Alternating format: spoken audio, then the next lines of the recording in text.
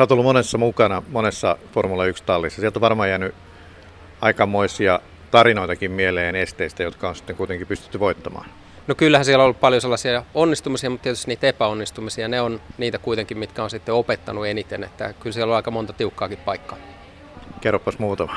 No esimerkiksi Spaassa oltiin 2005 ja alkoi satamaan siinä ja lähdettiin sadekelin renkaalla sitten liikenteeseen ja sitten keli alkoi vähän kuivumaan ja siinä tuli turva-autoradalle ja piti sekunnin murto-osassa tehdä se päätös, että minkälaiset renkaat laitetaan siihen auton alle ja mä sanoin radioon, että laittaa sliksit.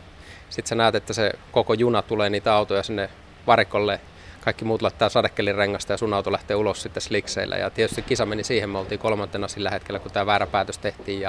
Ja koko kisa meni sitten siinä mönkään. Ja kuitenkin Toyotalla siihen aikaan yli 1000 ihmistä töissä. Ja maanantai-aamuna, kun on sellainen pitkä jono niitä ihmisiä siinä pöydän vieressä kertomassa, että miten hienon päätöksen se tehnyt, niin totta kai silloin oli sellainen hetki, että joo, tämä on välillä aika raskastakin nämä päätösten teot, mutta totta kai näistä oppii ja sitten parannettiin systeemiä sillä tavalla, että tällaisia virheitä ei enää pääse tapahtumaan.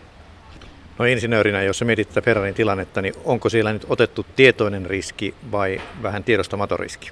No ainahan Formula 1 ottaa riskejä. Jos et sä ota riskejä, et sä pärjää. Siellä on turvallinen taktiikka Formula 1, niin se ei ole ikinä vienyt yhtään tallia voittoon.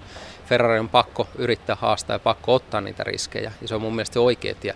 Se, että jos niissä riskeissä mennään liian pitkälle, niin sit tulokset on välillä tollaisia. Mutta jos sä et ota riskejä, jos et sä yritä, niin et sä pärjää Formula 1. Urheilun ja bisnesmaailman huiput kertovat, kuinka he kohtasivat omat vuorensa.